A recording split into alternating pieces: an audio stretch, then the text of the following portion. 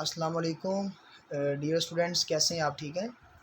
Welcome back to this lecture of physics subject of interest, class 11 chapter number 2 motion and force. आज हम लोग इस चैप्टर का long question elastic collision in 2 dimension को स्टडी करेंगे। आपने पहले पढ़ा है इलास्टिकुलियन इन 1 डायमेंशन, ठीक है। 1 डायमेंशन में इलास्टिकुलियन होने का मतलब क्या था, और अब आज के इस लेक्चर में 2 डायमेंशन में इलास्टिकुलियन का मतलब क्या है, हम सबसे पहले इस चीज़ को स्टडी करते हैं। 1 डायमेंशन में इलास्टिकुलियन का मतलब ये था कि अगर एक बॉडी जिसका मास m1 है, वो जब वेलोसिटी v1 से मूव करती हुई आती है और दूसरे एक बॉल जिसका मास m2 है जो वेलोसिटी v2 से मूव कर रहा था, उसके साथ आकर ये जब कोलाइड कर लेती है, कुलियन कर लेती है, तो कुलियन होने के बाद भी ये m1 और m2 दोनों जस्ट एक्स एक्सिस के अलोंग ही मूव करते रहते हैं। इस तरह की कुलियन को हम कहते हैं 1 डायमेंशनल कुलियन। ये 1 डायमेंशन के अंदर होती है, बट हमारे इस आर्टिकल के अंदर हमने 2 डायमेंशन में इलास्टिकुलियन को स्टडी करना है।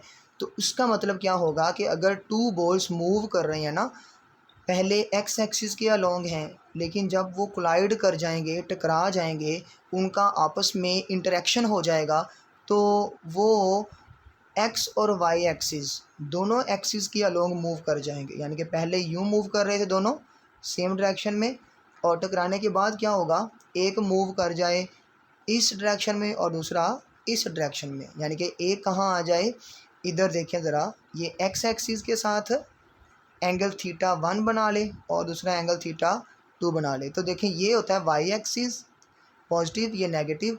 तो ये देखें ज़रा, ये बॉल, एक बॉल इस तरफ चला जाएगा, ठीक है, और एक बॉल इस तरफ।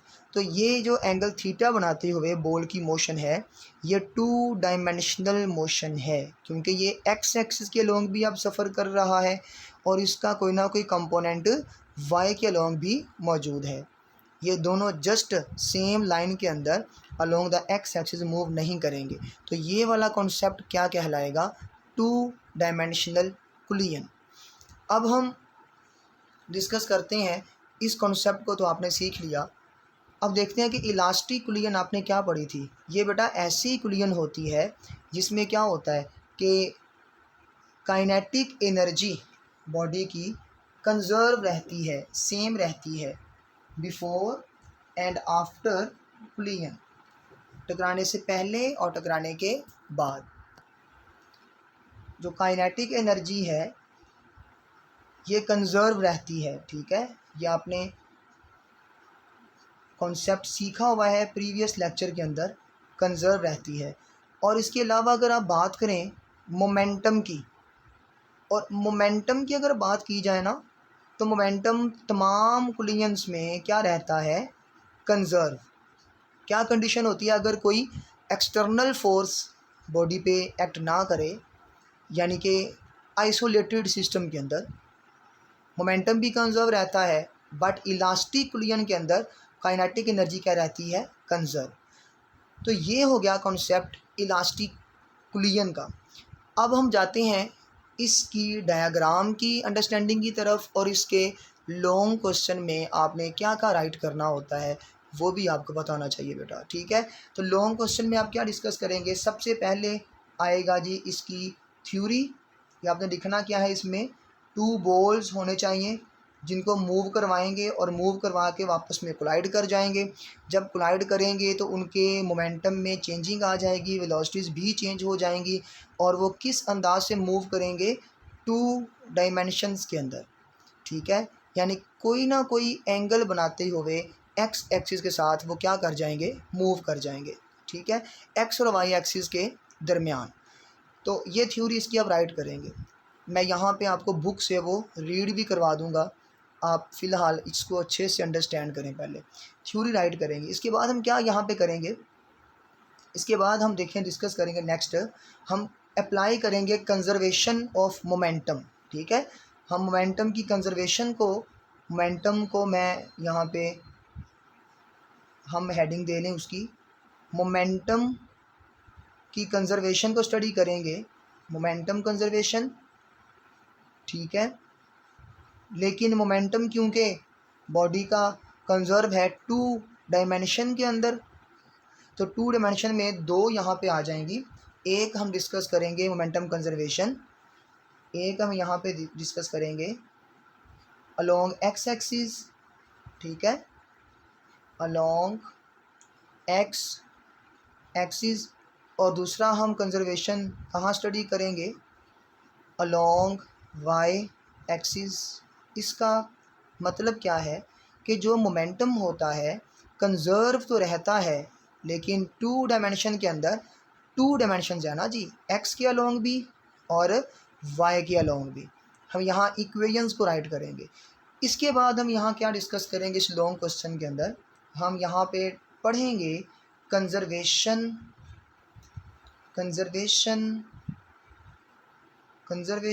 Of kinetic energy. Kinetic energy का कंजर्व रहना भी डिस्कस किया जाएगा। किस तरह से कंजर्व रहती है काइनेटिक एनर्जी स्टूडेंट्स, ये टू टर्म्स के अंदर, यानी कि before कुलियन, before कुलियन kinetic energy conserve रहेगी। दोनों बॉल्स की जिन्होंने आपस में क्या करना है, कुलियन करनी है, आपस में इंटरेक्शन करना है, उनकी काइनेटिक एनर्जी सेम रहेगी। जैसी बिफोर थी टकराने से पहले, वैसी ही कब होगी, आफ्टर कुलियन, यानी कुलियन से पहले और बाद में काइनेटिक एनर्जी कंजर्व रहेगी। ये यहाँ पे कॉन्सेप्ट है इसकी थ्योरी का, कि जब लॉन्ग आएगा आपने क्या क्या लिखना है। सबसे पहले आपने इसकी थ्योरी राइट करनी है। ठीक है, उसके बाद हम क्या इक्वेशन लिखेंगे, मोमेंटम कंजर्वेशन की along X axis, along Y axis किस तरह से बनेंगी, अभी हम नेक्स्ट पेज के ऊपर इसी को स्टडी करेंगे। कंजर्वेशन ऑफ काइनेटिक एनर्जी को राइट करके हम क्या करेंगे, इस टॉपिक को वाइंड अप करेंगे। लेकिन इसकी डायग्राम सबसे इम्पोर्टेंट है जो आपने अभी समझनी है। डायग्राम को समझेंगे, करेंगे। ठीक है, इस मोमेंटम के एक्स के अलोंग और वाई के अलोंग कंपोनेंट्स को ड्रा करेंगे, कंपोनेंट्स बना के फिर उसके बाद इन सभी कंजर्वेशन के प्रिंसिपल्स को अप्लाई करेंगे। नेक्स्ट आती है जी इसकी डायग्राम। डायग्राम को आपने बनाने के लिए टू मैसेज लेने हैं जी। एक मैस कौन सा होगा, एक मैस होगा यहाँ पर M1। ठीक है, और दूसरा मैस कौन सा होगा, M2। दूसरा मैस होगा M2।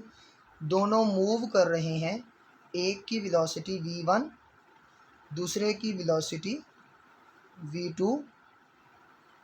और एक बात याद रखिएगा, ये मूव कर रहे हैं एक लाइन के अंदर जिसे हम कहते हैं एक्स एक्सिस।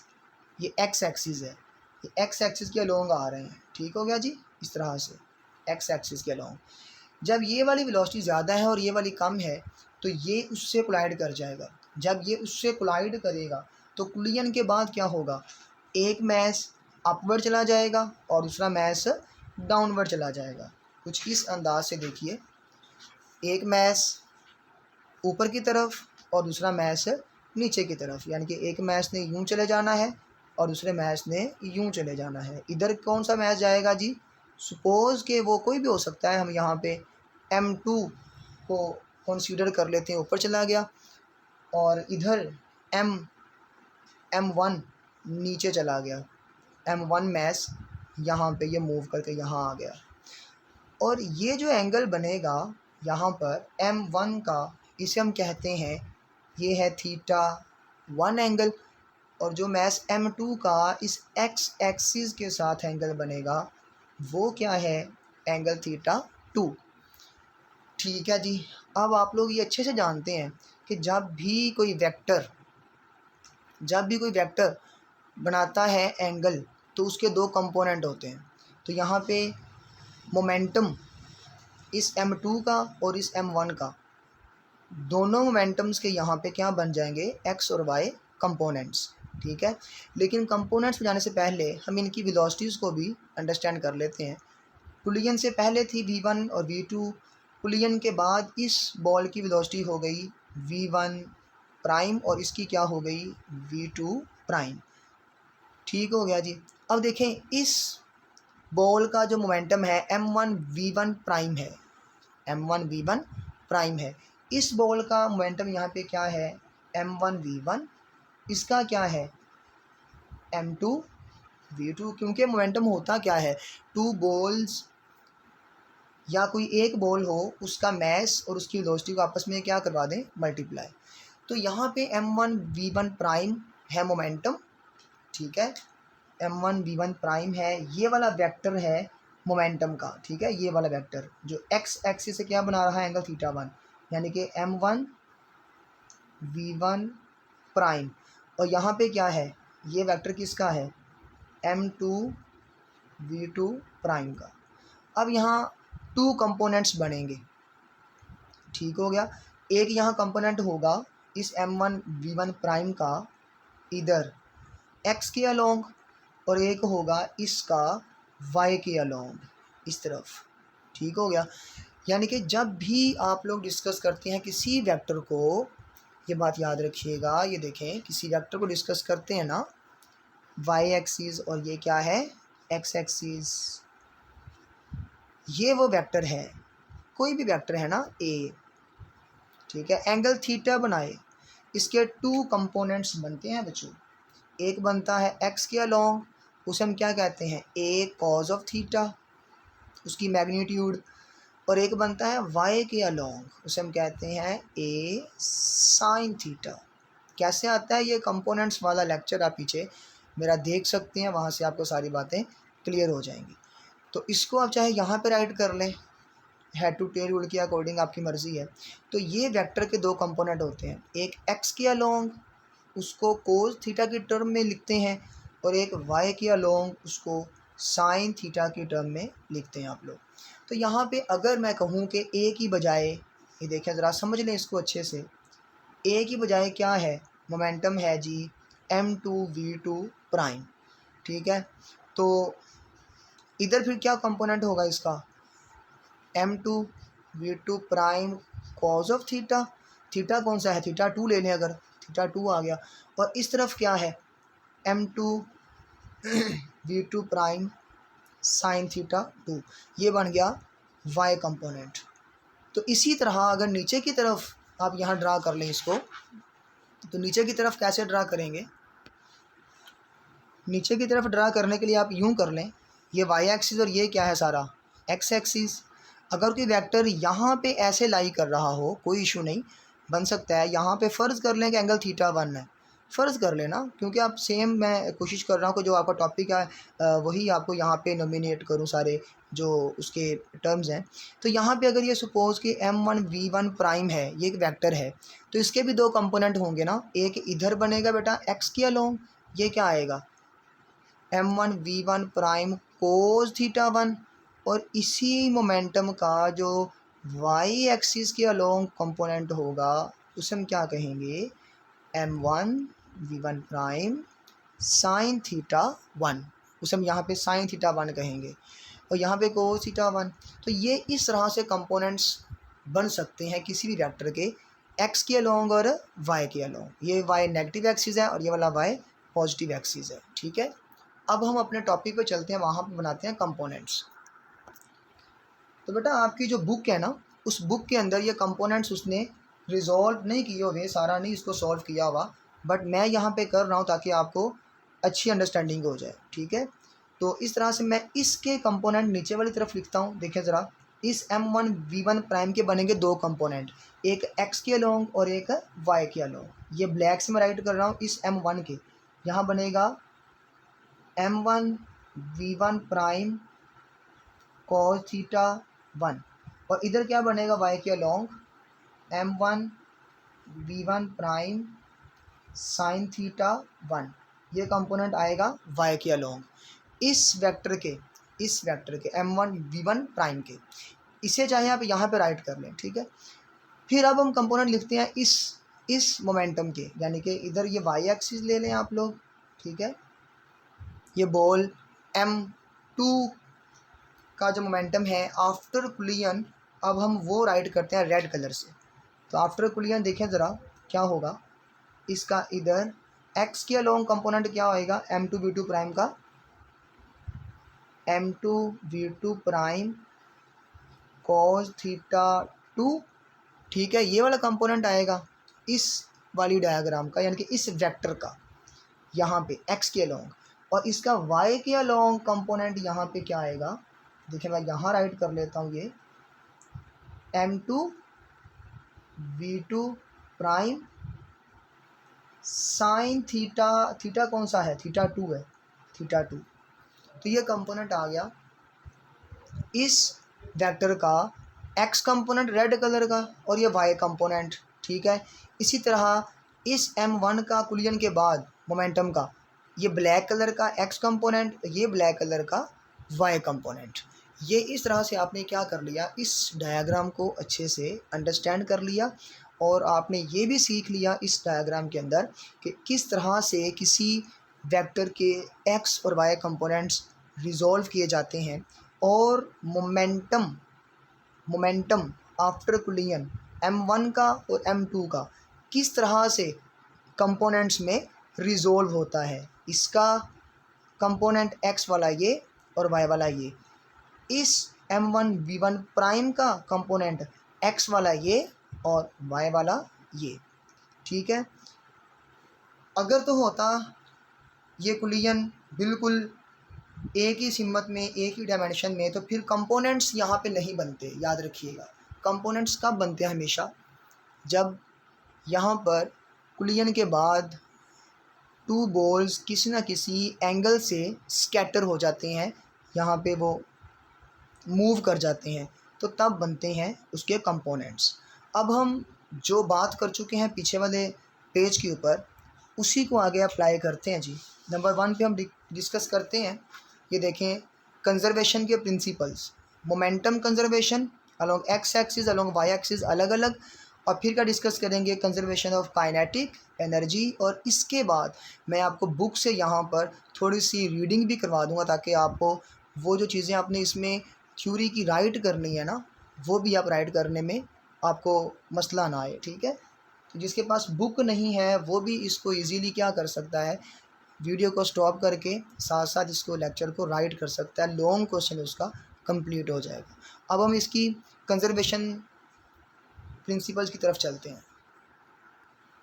तो पहले हम करते हैं कंजर्वेशन ऑफ मोमेंटम, और फिर करेंगे conservation of kinetic energy. Okay, conservation of momentum, इसके बाद आपने इसकी सब हेडिंग पढ़ी थी अलोंग x एक्सिस और अलोंग y एक्सिस, ठीक है। मोमेंटम कंजर्वेशन यहाँ पे हम डिस्कस करते हैं पहले अलोंग x एक्सिस। देखें जी, कंजर्वेशन का मतलब क्या होता है, मोमेंटम बिफोर कुलियन, दोनों बॉल्स का momentum before कुलियन will be equal to momentum after collision। ये है जी कंजर्वेशन का मतलब। अब हम देखते हैं मोमेंटम, ठीक है, और कौन सा मोमेंटम होगा, याद रखिएगा x के अलोंग। अब हम y को भूल जाएंगे, जैसे y एक्सिस वहाँ पर है ही नहीं, हमारे लिए एग्जिस्ट ही नहीं कर रहा, ठीक है। तो ये देखिए एक्स के लॉन्ग मोमेंटम क्या है बिफोर कुलियन, ये केस है ये वाला बिफोर कुलियन, ये इतना इतना, ठीक है। आगे नहीं जा रहे हम, पीछे m1v1 पहले बॉल का और m2v2 दूसरे बॉल का, प्लस कर दीजिए इनको, m1v1 प्लस m2v2। अच्छा आफ्टर कुलियन देखें ज़रा, आफ्टर कुलियन मुझे पता है आफ्टर कुलियन तो वो क्या कर गए हैं, वो स्कैटर हो गए θ1 θ2 से, बट हम बात कर रहे अलोंग एक्स एक्सिस। तो यहाँ पे इसीलिए मैंने एडवांस में ही क्या कर लिया, मैंने कंपोनेंट्स को यहाँ पे राइट किया हुआ है। तो पहले मैस m1 का एक्स कंपोनेंट कौन सा होगा, m1v1 प्राइम cos θ1, तो यहाँ पे क्या आएगा m1v1 प्राइम cos θ1, और फिर दूसरे बॉल का मोमेंटम ये रेड कलर का, देखें ये सिर्फ हम बात कर रहे हैं अलोंग एक्स एक्सिस, अलोंग ये देखें अलोंग एक्स एक्सिस। तो यहाँ वाई वाले कंपोनेंट्स को हम देखेंगे ही नहीं, ठीक है। तो पहले बॉल का लिख लिया मैंने एक्स कंपोनेंट मोमेंटम का, अब दूसरे बॉल का भी लिख रहा हूँ एक्स कंपोनेंट मोमेंटम का, वो क्या होगा plus m2v2 prime cos theta, but यहाँ θ2 है, ठीक है, ये ऊपर वाला ये आ जाएगा बेटा। इसके बाद हम क्या डिस्कस करेंगे, along Y axis, Y axis के अलोंग भी क्या होता है मोमेंटम कंजर्व, तो यहाँ राइट कर लीजिए अलोंग वाई एक्सिस। तो यहाँ पे एक काम आपने करना है, जैसे मैंने ऊपर लिखा हुआ है ना, ये सेम आप यहाँ पे भी राइट करेंगे, momentum before कुलियन, momentum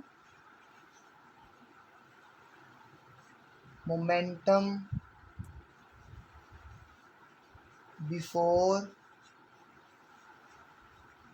कुलियन will be equal to momentum after कुलियन, ठीक हो गया जी। अब देखें वाई एक्सिस, यानी कि अब आपने एक्स एक्सिस की तरफ बिल्कुल भी फोकस नहीं करना, ठीक है। तो बिफोर कुलियन पे गौर कीजिए, कुलियन से पहले, कुलियन से पहले क्या है, सिर्फ और सिर्फ उनकी मोशन किसके अलोंग है, एक्स एक्सिस के अलोंग, वाई के अलोंग तो मूव ही नहीं कर रहे ना, तो वाई के अलोंग इनका मोमेंटम क्या होगा, ठीक है, ज़ीरो होगा, बिफोर कुलियन ज़ीरो, ठीक है। और आफ्टर कुलियन तो इसके हम डिस्कस करेंगे वाई वाले कंपोनेंट्स। तो पहले वाले बॉल m1 का कंपोनेंट क्या है, वाई वाला m1v1 prime cos theta sorry sin θ1, m1v1 prime, after collision prime आ जाएगा ना, प्राइम यहाँ आएगा अब अलोंग वाई एक्सिस, तो sin θ1 प्लस m2 का मोमेंटम का y कंपोनेंट कौन सा है जी, m2v2 प्राइम sin θ2, यहाँ आ जाएगा m2v2 प्राइम sin θ2। ओके, ये क्या डिस्कशन हो गई मोमेंटम के कंजर्वेशन की अलोंग वाई एक्सिस। लेकिन यहाँ पर एक बात आपने ध्यान से सुननी है कि दोनों बॉल्स का जो एक्स कंपोनेंट है वो तो सेम डायरेक्शन में आ रहा है ना, एक्स के अलोंग है दोनों के कंपोनेंट्स हॉरिजॉन्टल वाले, बट वाई कंपोनेंट्स देखें ज़रा, एक है अपवर्ड और एक इधर है डाउनवर्ड। यानी कि अगर आप वाई एक्सिस के अलोंग इस इन दोनों बॉल्स की मोशन को स्टडी करते हैं तो वो दोनों आपस में क्या है, ऑपोजिट, ठीक है। तो यहाँ पर दरमियान में एक साइन आएगा नेगेटिव का, नेगेटिव साइन आएगा यहाँ पर, इसके साथ नेगेटिव साइन आएगा क्योंकि दोनों की डायरेक्शन क्या आपस में ऑपोजिट है। तो 0 इज इक्वल टू क्या आ जाएगा, m1v1 prime sin θ1 plus minus क्या हो जाएगा, माइनस m2v2 प्राइम sin θ2। यानी नेगेटिव साइन ये शो कर रहा है कि दोनों मोमेंटम जो वाई के अलोंग हैं उनकी डायरेक्शन आपस में क्या है, ऑपोजिट। अब हम नेक्स्ट डिस्कस करते हैं इसका लास्ट पोर्शन कि काइनेटिक एनर्जी जो इसका मेजर कॉन्सेप्ट है वो भी कंजर्व रहती है। कंजर्वेशन ऑफ काइनेटिक एनर्जी यानी कि बिफोर कुलियन एंड आफ्टर कुलियन सेम रहेगी। किस तरह से सेम रहेगी, क्योंकि ये इलास्टिक कुलियन है, ठीक है। तो आप यहाँ लिख सकते हैं काइनेटिक एनर्जी बिफोर कुलियन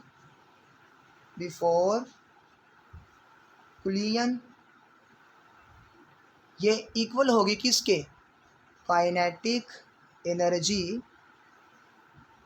आफ्टर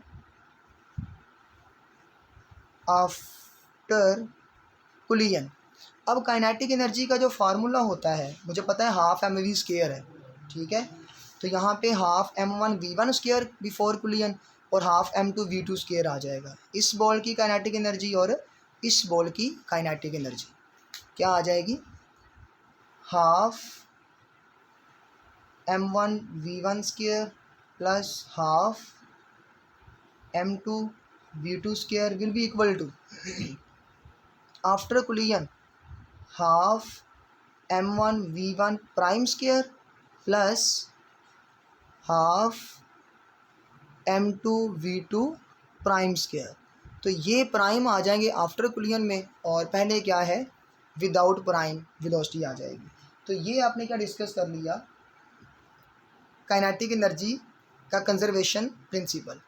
अब यहाँ पे ये तीनों इक्वेशंस जो आ चुकी हैं आपके पास, जो पहले डिस्कस किया आपने मोमेंटम वाली दो और ये वाली तीसरी है, इनको हम कहाँ यूज़ करते हैं, to solve the problems about elastic collision in 2 dimensions, ठीक है। तो ये हमने क्या कर लिए, सारे मैथमेटिकल रिलेशंस फाइंड कर लिए और इसका कॉन्सेप्ट भी डिस्कस कर लिया, इसकी डायग्राम को भी स्टडी कर लिया। तो इस तरह से ये आपका लॉन्ग क्वेश्चन कंप्लीट हो गया। अब मैं आपको ये बता दूं कि जब ये लॉन्ग आएगा आपने इसको किस तरह से राइट करना होता है, ठीक है। ये बुक है, बुक से मैं आपको थोड़ा सा यहाँ पे बता दूं कि आपने क्या क्या चीज़ें राइट करनी है, ठीक है। देखिए बेटा, लिखा हुआ है when two bodies travelling along an axis do not and up travelling along the same initial axis after कुलियन, कि वो कुलियन के बाद सेम एक्सिस के ऊपर मूव ना करें, ठीक है। तो उसे हम क्या कहेंगे, वो क्या है, 2 डायमेंशनल कुलियन है। फार्मूला डेरिवेशन का मतलब क्या है कि यहाँ पे हम कंसीडर करेंगे 2 मैसेज को जो मूव कर रहे हैं v1 और v2 के साथ। इलास्टिक कुलियन वो करेंगे, एज्यूम कर लें कि डिफरेंट डायरेक्शंस में क्या कर रहे हैं, मूव ऑफ कर रहे हैं आफ्टर कुलियन। किन किन वेलोसिटीज़ के साथ, v1 प्राइम के साथ और v2 प्राइम के साथ क्या कर रहे हैं, एंगल θ1 और θ2 बना रहे हैं रिस्पेक्टिवली। मीन्स के m1 का θ1 और m2 का θ2। ये डायग्राम आप लोग अच्छे से समझ चुके हैं। इसके बाद आपने क्या राइट करना है, डायग्राम बनाने के बाद, the कुलियन is elastic therefore both the law of conservation of momentum and law of conservation of kinetic energy are applicable। ये वाली बातें मैंने सारी की सारी आपको जब पहला पेज आपको पढ़ा रहा था तब सारी बता दी हैं 1 बाय 1, ठीक है। यानी मैंने आपको सारी बातें बताई हुई हैं अपने पहले पेज के ऊपर। ये देखें ज़रा कि आपने क्या क्या कंजर्वेशन के प्रिंसिपल्स यहाँ पर राइट करने हैं। ये देखें ज़रा, सारी बातें आपने डिस्कस की हुई हैं। सिर्फ वहाँ पे थ्योरी के अंदर राइट किया हुआ, और मैं आपको सिर्फ इसलिए पढ़ा रहा हूँ वो वहाँ से, ताकि आप उसको राइट कर लें और अपनी वर्डिंग के अंदर भी उसको अच्छे से लिख सकें, ताकि आपको समझ आ जाए कि वर्डिंग इसमें राइट क्या करनी है लॉन्ग क्वेश्चन के अंदर। इसके बाद फिर आप लिखेंगे momentum is vector quantity must be resolve into its rectangular components to analyse the collision effectively, ठीक है। Law of conservation of momentum is applicable, देखिए लिखा है बोथ एक्सिस में, हॉरिजॉन्टल एंड वर्टिकल, तो आप ये पढ़ चुके हैं अच्छे से। Law of conservation of kinetic energy is also applied to ensure that total kinetic energy before and after the collision remains constant. ये भी आपने बातें सारी की सारी डिस्कस कर ली हुई हैं। फिर आपने क्या पढ़ा, कंजर्वेशन ऑफ मोमेंटम ये सेम मैंने जो लिखा है वही लिख देंगे आप। और फिर क्या पढ़ा आपने, कंजर्वेशन ऑफ काइनेटिक एनर्जी। इस तरह से ये कंजर्वेशन ऑफ काइनेटिक एनर्जी का पढ़ा, ये वाला, ठीक है, कंजर्वेशन ऑफ काइनेटिक एनर्जी। ये डिस्कस करके आपने क्या कर लिया, इस पूरे आर्टिकल को कवर कर लिया। तो ये सारा कुछ आपने इस लॉन्ग क्वेश्चन में बेटा राइट करना होता है। ओके, उम्मीद है आपको समझ आ गई होगी इस लेक्चर की बहुत अच्छे से। और अगर आपको कोई कन्फ्यूजन हो, कोई आपका क्वेश्चन हो, क्यूरी हो, तो आप लाजमी कमेंट बॉक्स में पूछ सकते हैं। ओके, अल्लाह हाफिज़।